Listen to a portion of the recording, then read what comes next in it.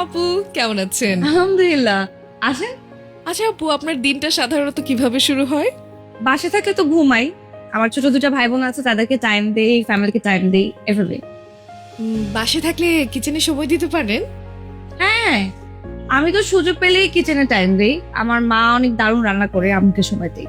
আজকে কিসের প্রস্তুতি চলছে?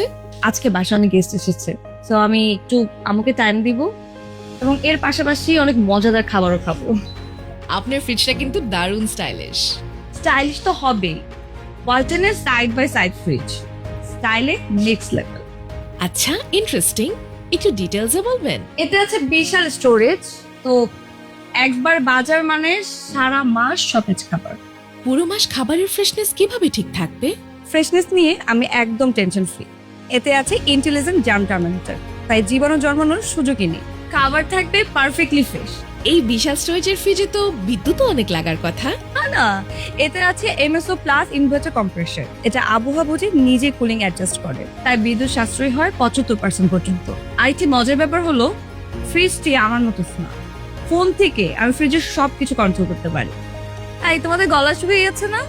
ওয়াটার ডিসপেন্সার থেকে কিন্তু ঠান্ডা পানি খেতে পারো। আসো। সেটা খাওয়াই যায়।